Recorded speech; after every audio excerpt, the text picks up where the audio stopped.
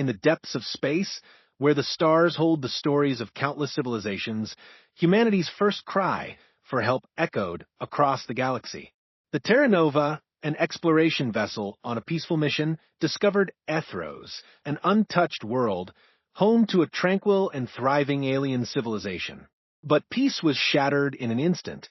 A relentless fleet, bent on extermination, arrived with a brutality unlike anything the universe had ever witnessed.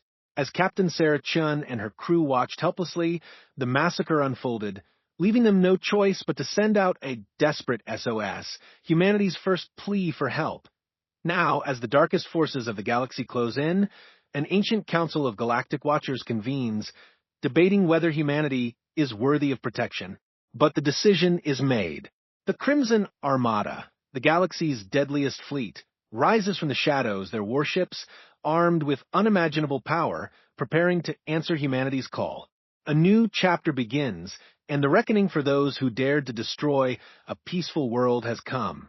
This is the story of how humanity found its place among the stars and forged alliances that would forever change the galaxy. The desperate call to exploration vessel Terra Nova drifted silently through the void, its hull gleaming under the light of a distant orange star. Captain Sarachin stood in the observation deck, watching the blue-green planet slowly rotate beneath them. After 18 months of deep space travel, they had finally reached their destination in the Kepler 438 system. "Captain, we're receiving some interesting readings from the surface," called out Dr. Marcus Webb, the ship's xenobiologist. His excitement was barely contained as he studied the data streaming across his console. "The atmospheric composition is perfect for life, and I'm detecting what appears to be organized settlements." Sarah moved to Marcus's station, her heart racing with anticipation. The Terra Nova carried 300 souls, mostly scientists and researchers eager to make humanity's mark on the galaxy. This was their first major expedition beyond the solar system, funded by the United Earth Coalition and years of preparation. "Show me what you found," Sarah said, leaning over Marcus's shoulder. The main display filled with high-resolution images of the planet's surface. Cities sprawled across continents, connected by networks of roads and waterways. Agricultural fields stretched for miles, and structures that could only be described as monuments dotted the landscape. But most importantly, they could see movement. Beings walking through streets, vehicles traveling between settlements, and what appeared to be bustling marketplaces. "My God," whispered Dr. Elena Vasquez, the ship's anthropologist, "they're not just intelligent, they're civilized. Look at the architecture, the urban planning. This society has been developing for centuries." Sarah felt a mixture of wonder and responsibility wash over her. Humanity was about to make first contact with an alien civilization. The protocols were clear: observe, document, and make peaceful contact only when certain the species was ready. "Begin full spectrum analysis," Sarah ordered. "I want to know everything about these people before we make any decisions about contact." For 3 days, the Terra Nova's crew studied the planet they had designated Ethros. The native species, which they called Ethrosians, appeared humanoid but taller and more slender, with skin that seemed to shimmer with natural bioluminescence. Their cities were marvels of organic architecture, structures that seemed to grow from the Earth itself rather than being built upon it. Dr. Webb's studies revealed that the Ethrosians had achieved a remarkable balance with their environment. Their technology was sophisticated but sustainable, their society appeared peaceful, and their culture rich with art and learning. Sarah began drafting her first contact protocols when everything changed. The enemy appeared without warning. Massive ships materialized from hyperspace, their dark hulls bristling with weapons that seemed to absorb light. Sarah counted at least 50 vessels, each one larger than the Terra Nova. They moved with predatory purpose, taking positions around the planet in a perfect blockade formation. "Captain, I'm reading massive energy buildup from the unknown fleet," reported Lieutenant Commander James Park, the ship's tactical officer. "Those aren't exploration vessels. They're warships." Sarah's blood ran cold as she realized what was about to happen. "All hands, battle stations. Emergency protocols are now in effect. The bombardment began without any attempt at communication. Brilliant lances of energy erupted from the alien warships, striking the planet's surface with devastating precision. The beautiful cities Sarah's crew had been studying for days began to disappear in expanding clouds of fire and debris. They're targeting population centers, Dr. Vasquez said, her voice breaking. The markets, the residential areas, the schools. They're committing genocide. Sarah watched in horror as an entire civilization was being systematically destroyed. The Ethrosians had no military vessels, no orbital defenses, no way to fight back against this overwhelming assault. They were dying by the millions, and there was nothing the Terra Nova could do to stop it. Captain, 3 of the enemy ships are changing course, Lieutenant Park reported. They're heading directly for us. Sarah realized they had been discovered. The hostile fleet wasn't just destroying the planet. They were eliminating witnesses. Evasive maneuvers, full power to shields.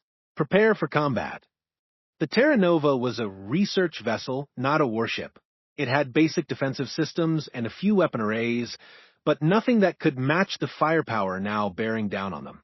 The first enemy salvo struck their shields like a hammer, sending shockwaves through the ship's hull. Shields down to 60%, Park reported. We can't take much more of this. Sarah's mind raced through their options. They couldn't fight, and they couldn't escape. The enemy ships were faster and more maneuverable. But they could still send a message, still let the galaxy know what had happened here. Lieutenant Park, prepare a full-spectrum distress beacon. Include all our sensor data about the planet and the attack. Dr. Webb, download everything we learned about the Ethrosians. Another enemy salvo struck the ship, this time penetrating their failing shields. Explosions rocked the Terra Nova as critical systems began failing. The lights flickered, and Sarah could hear the groaning of stressed metal throughout the ship. Shields are down, Park reported. Hull breaches on decks 4 and 7. We're losing life support. Sarah grabbed the ship's communications system. This is Captain Sarah Chun of the United Earth vessel Terra Nova. We are under attack by unknown hostile forces while attempting to provide aid to the peaceful civilization of Ethros. The enemy fleet is committing genocide against innocent beings who posed no threat to anyone. If anyone receives this message, know that humanity stood witness to this atrocity and tried to help. We will not abandon these people. The distress beacon launched just as the final enemy salvo struck the Terra Nova. The ship's engines exploded, sending the vessel spiraling toward the planet's surface. Sarah felt the deck disappear beneath her feet as the ship began to break apart. All hands, abandon ship, she ordered, though she knew most of the escape pods had already been destroyed. Anyone who survives, protect the native population. That's an order. The Terra Nova crashed in a mountainous region of Ethros, far from the main population centers. Of the 300 humans aboard, only 47 survived the crash.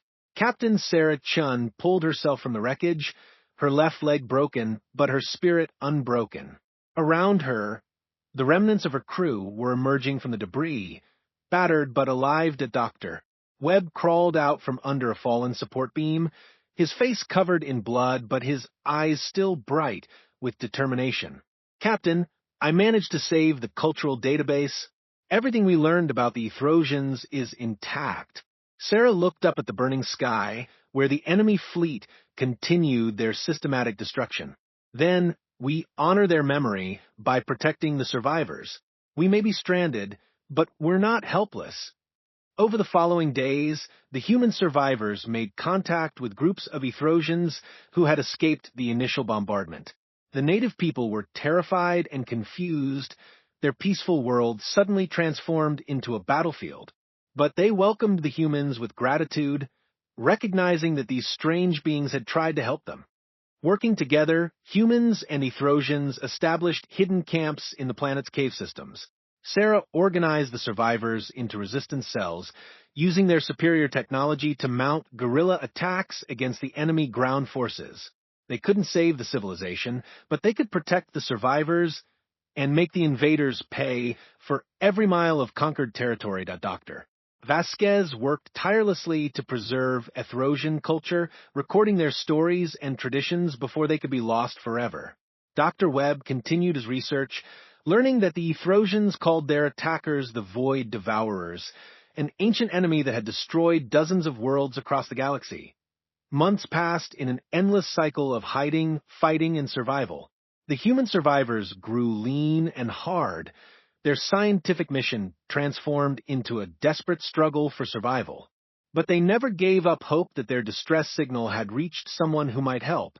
Sarah stood watch one night, looking up at the stars and wondering if anyone out there had heard their call. The Terra Nova's message was traveling through space at light speed, carrying humanity's first desperate plea for help to anyone who might listen. Unknown to Sarah and her struggling band of survivors, that message was indeed traveling through the galaxy, approaching receivers that had been waiting for centuries to hear exactly this kind of signal. The human SOS was about to reach beings who had the power to answer it with overwhelming force. The first phase of humanity's greatest trial was ending, but the Real story was just beginning. Somewhere in the darkness between stars, ancient powers were stirring, and the galaxy's deadliest fleet was preparing to answer Earth's call for help. The hidden watchers deep in the void between star systems, where no natural light had shone for millions of years, a massive structure hung motionless in space. The Nexus station appeared to be carved from a single piece of black stone, its surface covered in symbols that seemed to shift and change when viewed directly. This was the hidden heart of the Galactic Council, a secret organization that had watched over the galaxy for over 2 million years.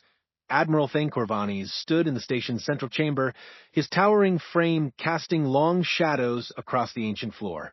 His species, the Zenthari, had been the first to achieve faster-than-light travel, and their warrior culture had made them natural leaders of the galactic defense forces.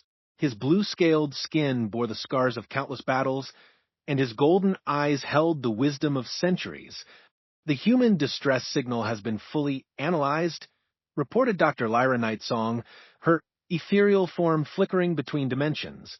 The phantoms were beings of pure energy who had transcended physical form eons ago, making them perfect for intelligence, gathering, and communication across vast distances.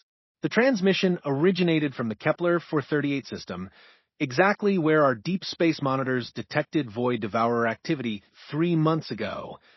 Thane nodded grimly. The Void Devourers were an ancient enemy, a nomadic fleet that had been consuming civilizations for thousands of years. They appeared without warning, stripped planets of all life and resources, then vanished back into the dark spaces between stars. The Council had been tracking their movements for centuries, but the enemy was clever, never striking where the hidden fleet could respond in time.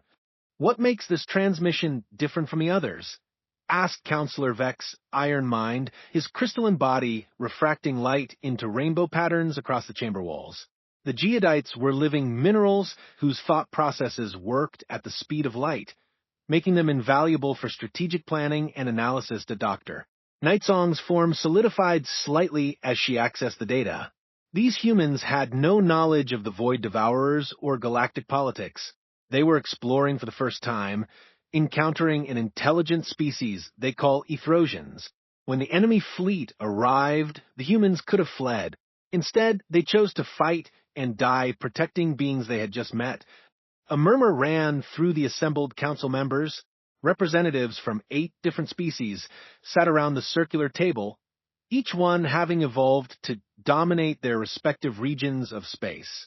The Pyrrhic collective glowed with internal fire, their members speaking in a voice like controlled explosions. Impressive, but hardly unique.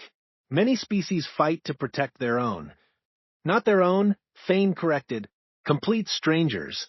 The humans had no treaties, no obligations, no benefits to gain. They died trying to save a species they had known for only days. Elder Mosswalker of the Verdant Alliance rustled her branch-like limbs thoughtfully. Her people had guided the growth of forests across 10,000 worlds, and they understood the long view better than most. Such behavior is extraordinarily rare. In 2 million years of observation, we have encountered perhaps 50 species with that level of inherent altruism. And how many of those species survived to join the galactic community? asked Shadowstrike of the Umbral Collective, his dark form barely visible against the chamber's shadows. 12, Thane replied. All of them became cornerstone members of the Council. The Nyx Hegemony, the Stellar Guardians, the Eternal Watchers, all species that chose to protect others before protecting themselves. The debate that followed was intense. Some council members argued that humanity was too young, too violent, too unpredictable to warrant intervention. Others pointed out that the same had been said about every species that now sat at the council table. The Zenthari themselves had been considered barbaric warmongers when they first achieved spaceflight. The Doctor. Nightsong materialized a holographic display showing the current state of the Kepler 438 system. Our long-range sensors indicate approximately 47 human survivors are still alive on Ethros. They have organized resistance movements and are protecting the remaining native population.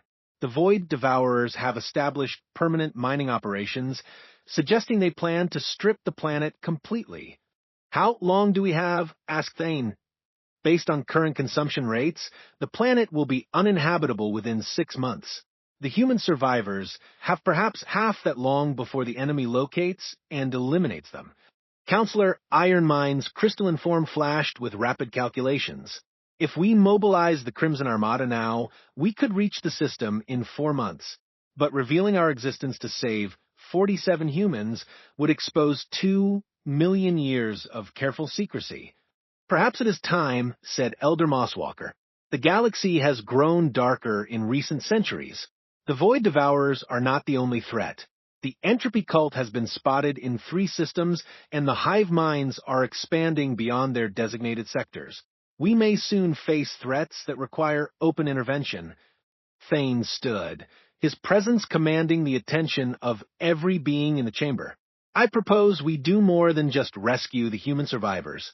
I propose we make an example that will resonate across the galaxy. The Void Devourers believe they are the apex predators of space. Let us show them how wrong they are.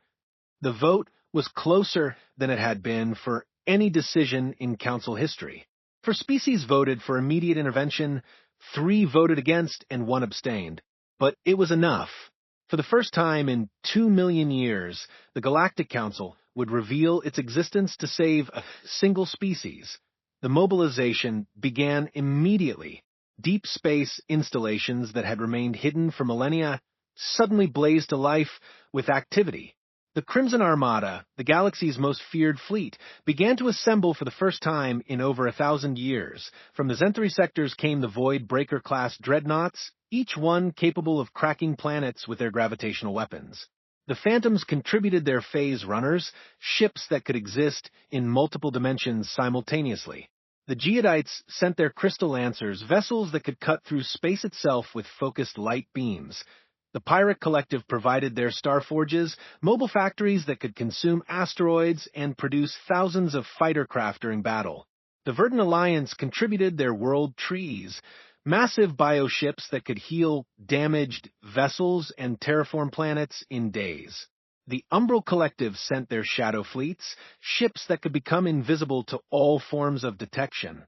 The Temporal Syndicate, masters of time manipulation, provided their Chronos destroyers, vessels that could accelerate time around enemy ships until they aged to dust. The Harmonic Resonance, a species of living sound, contributed their song ships, which could shatter matter at the molecular level with pure frequency. As the fleet assembled, Captain Alex Morrison of the Human Integration Corps stood on the bridge of the Zenthari flagship Eternal Vengeance. Morrison was one of only 3 humans who knew about the Council's existence, having been selected 5 years earlier to serve as humanity's secret representative. He had been preparing for the day when humanity would be ready to join the galactic community, but he had never imagined it would happen like this. Remarkable, Morrison said, watching as ships from across the galaxy converged on their position. 10,000 vessels, each one representing millions of years of technological development. And they're all here because of one distress signal. Not just any distress signal, Thane replied. A signal from beings who chose to die for strangers. That kind of courage is worth preserving, Captain Morrison. The final ship to arrive was the most impressive of all. The Nexus Ark was a mobile command center the size of a small moon, its hull covered in the same shifting symbols as the Council Station. This would be Admiral Corvanis' flagship for the mission, a vessel that had been present at the birth of civilizations and the death of empires. All fleet elements report ready for departure, announced the ship's AI, its voice somehow conveying both mechanical precision and organic warmth.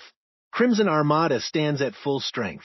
Total vessel count: 9,847 warships, 1,200 support vessels, 500 specialized craft. Thane nodded to the assembled fleet commanders on the bridge. Gentlemen, ladies, and various other forms of consciousness, we are about to make history. For 2 million years, we have watched from the shadows as species rose and fell. Today, we step into the light. The massive fleet began to move, reality itself seeming to bend around their passage. They traveled not through hyperspace, but through the very fabric of the universe, using technologies that younger species would consider magic. The journey to Kepler for 38 would take 4 months, but they would arrive with overwhelming force as they traveled. Captain Morrison couldn't help but wonder what would happen after they saved the human survivors. The Council had revealed itself to save 47 people, but what would they expect in return? And more importantly, would humanity be ready to take its place among the galaxy's greatest civilizations? Behind them, the Nexus Station went dark and vanished, erasing all trace of its existence. The galaxy's most carefully guarded secret was about to be revealed, and nothing would ever be the same. The Crimson Armada raced through the void, carrying with it the hopes and fears of an ancient civilization.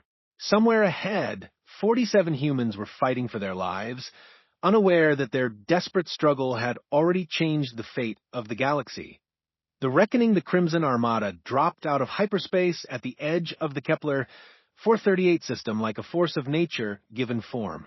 Reality seemed to ripple around the massive fleet as 11,000 vessels of impossible design materialized from the void. Each ship was a masterpiece of engineering representing millions of years of technological evolution, and together they formed a sight that would have driven lesser minds to madness. Admiral Thane Corvanis stood on the bridge of the Nexus Ark, his golden eyes reflecting the light of 10,000 stars as he surveyed the enemy positions. The Void Devourers had grown bold during their occupation of Ethros, establishing massive mining platforms and orbital defense stations around the planet. Their dark ships moved in lazy patrols, confident that no force in the galaxy could challenge their supremacy. Enemy fleet composition, Thane asked, his voice carrying the weight of absolute authority. Approximately 800 Void Devourer vessels of various classes, reported commanders are Vex, her crystalline form calculating trajectories at light speed. They have established a defensive perimeter around the planet and constructed what appears to be a resource extraction facility on the surface. Captain Alex Morrison studied the tactical display with growing concern. Admiral, our scans show the human survivors are still alive, but they're scattered across the planet in small groups. Any direct assault could result in significant casualties. Then we do not assault directly, Thane replied. Dr. Nightsong, deploy the Phantom infiltration teams. I want every human survivor located and protected before we announce our presence. Dr. Lyra Nightsong's ethereal form flickered as she transmitted orders across dimensional barriers. Phase runners are launching stealth insertions now. The survivors will be secured within the hour. On the surface of Ethros, Captain Sarah Chun crouched in the ruins of what had once been a beautiful Ethrosian temple. Her leg had healed badly, leaving her with a permanent limp, but her spirit remained unbroken. Around her, the last 32 human survivors maintained a desperate vigil, protecting a small group of Ethrosian refugees who had somehow escaped the months of systematic extermination. Movement on the ridge, whispered Dr. Marcus Webb, his once pristine scientific instruments now jury-rigged into crude weapons. Looks like another patrol sweep. Sarah raised her makeshift rifle, a weapon cobbled together from Terra Nova wreckage and Ethrosian technology. They had been fighting this guerrilla war for months, each day bringing them closer to inevitable defeat. But they had never surrendered, never stopped protecting the innocent beings who had become their responsibility. The attack never came. Instead, the air shimmered, and figures began to materialize from what looked like empty space. Sarah's finger tightened on the trigger until she saw that these newcomers were not void devourers. They appeared to be made of pure energy, their forms shifting between solid matter and translucent light. "Do not be afraid," said a melodious voice that seemed to come from everywhere at once. "We are here to help. I am Whisper Song of the Phantom Collective, and we have come in response to your distress signal." Sarah stared in amazement as more figures materialized around their position. These beings were like nothing she had ever seen, their forms suggesting incredible power held in perfect control. "Who are you people?" "We are the Galactic Council," Whisper Song replied. "And you, Captain Sarah Chen, are the reason we have come out of hiding after 2 million years." Before Sarah could respond, the sky above them erupted in light. The space battle had begun. Admiral Corvanis had decided to make a statement. Rather than a gradual assault, the Crimson Armada announced its presence with a display of power that shook the very foundations of reality. The Zenthari dreadnoughts fired first, their gravitational weapons creating miniature black holes that consumed entire squadrons of enemy vessels. The Void Devourer fleet, caught completely off guard, scrambled to respond. Their ships were powerful, each one capable of destroying cities, but they had never faced anything like this. The Phantom Phase runners materialized inside enemy vessels, their crews dismantling the ships from within. Geodite crystal lancers sliced through space itself, their focused light beams cutting Void Devourer dreadnoughts in half. Fleet Commander Malachar the Destroyer, supreme leader of the Void Devourer expedition, watched his forces disintegrate with growing horror. His species had conquered 100 worlds, stripped them of life and resources, and never encountered serious resistance. Now, he faced an enemy that seemed to defy the laws of physics. "What are these ships?" he demanded, his voice a rasping screech that echoed through his command vessel. "Where did they come from?" "Unknown technology signatures," his tactical officer reported. "I'm reading at least 8 different species, all using technologies beyond our understanding. Sir, we're not just outnumbered, we're outclassed." Malachar refused to accept defeat. "All ships ramming speed. If we cannot win, we will take as many of them with us as possible." The Void Devourer fleet charged forward in a final desperate assault, their ships glowing with overloaded weapons and failing shields. It was a courageous last stand, but courage alone could not overcome the overwhelming technological superiority of the Council forces. The pirate collective star forges opened like blooming flowers, disgorging thousands of fighter craft that swarmed over the enemy ships like angry insects. The Verdant Alliance world trees extended massive biomechanical tendrils that wrapped around Void Devourer vessels, crushing them like twigs. The Umbral Shadow fleets materialized from the darkness between stars, their weapons draining the life force from enemy crews. Most spectacular of all were the temporal Syndicate Chronos destroyers. These ships created bubbles of accelerated time around enemy vessels, aging them millions of years in seconds. Malachar watched in horror as his flagship began to rust and decay, its hull crumbling as eons passed in moments. "This is impossible," he whispered as his ship fell apart around him. "Nothing in the galaxy has this kind of power." "You are wrong," came a voice from the bridge's communication system. Admiral Corvanis appeared on the main screen, his imposing figure radiating authority. "We have always had this power. We simply chose not to use it. Until now." Malachar's last sight was of the Nexus Ark, its massive hull covering half the sky, as it drifted past his disintegrating ship. The Void Devourer fleet had been completely destroyed in less than an hour, their ships scattered as cosmic debris across the system, that on the surface of Ethros, the human survivors watched in awe as the sky cleared of enemy vessels. Dr. Nightsong materialized beside Sarah, her form now solid and reassuring. "The immediate threat has been eliminated," she announced.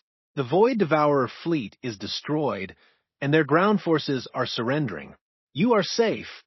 Sarah felt tears running down her cheeks, the first time she had cried since the Terra Nova crashed. The Throsians, the survivors. Can you help them?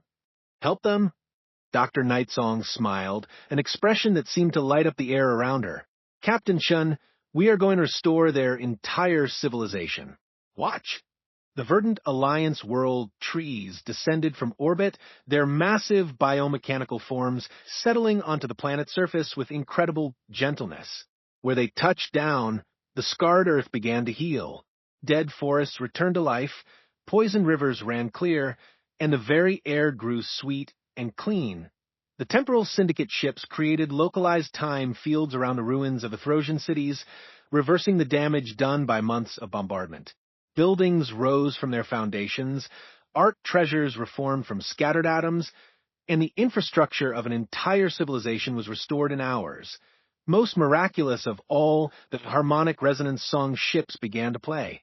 Their music reached across dimensional barriers, calling back the consciousness patterns of the Ethrosians who had died in the initial attack. The dead began to return, their bodies reconstructed from quantum templates, their memories intact. Doctor Webb stared in amazement as Ethrosian families were reunited with loved ones they had thought lost forever. This is incredible. You're bringing back the dead? Not bringing back, corrected Elder Mosswalker as she emerged from one of the world trees.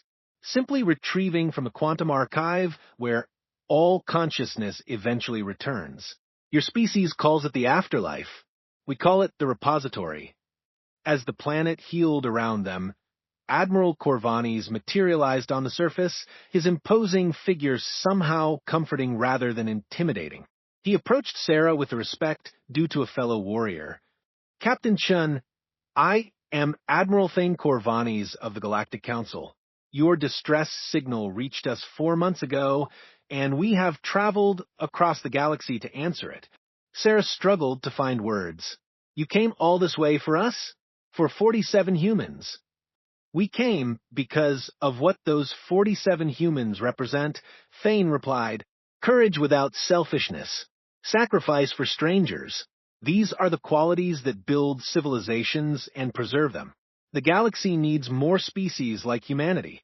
As the restoration continued, Captain Morrison joined them, his familiar human appearance a relief after hours of encountering impossible alien forms. Captain Chun, I'm Alex Morrison of the Human Integration Corps. I've been preparing for this day for years. Integration Corps?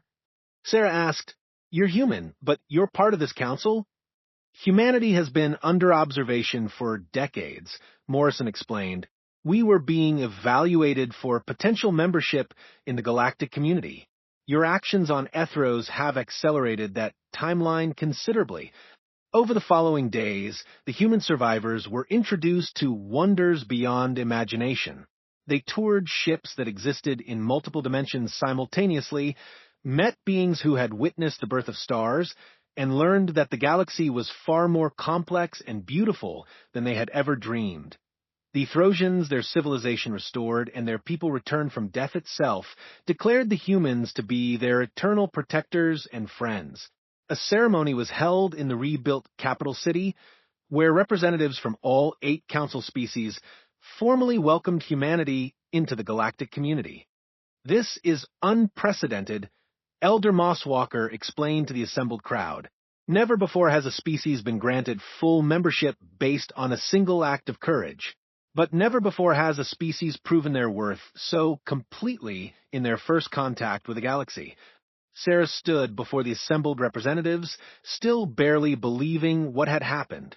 What happens now? What do you expect from us? Admiral Corvani stepped forward, his golden eyes reflecting the light of the Ethrosian suns. We expect you to be exactly what you have always been, Captain. Protectors of the innocent, defenders of the weak, and bridges between different forms of life. The galaxy has many threats, and we need species like humanity to help face them. As the ceremony concluded, Dr. Nightsong approached Sarah with a final revelation. Your distress signal has been broadcast across the galaxy.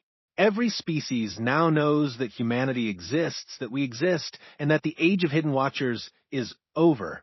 The galaxy is about to change dramatically. Sarah looked up at the stars, where the ships of the Crimson Armada still patrolled in protective formation. Somewhere out there, other species were receiving the same message that had brought this incredible fleet to save 47 humans. The age of isolation was over, and humanity was about to take its place among the stars. The Terra Nova had been destroyed, but its mission had succeeded beyond anyone's wildest dreams.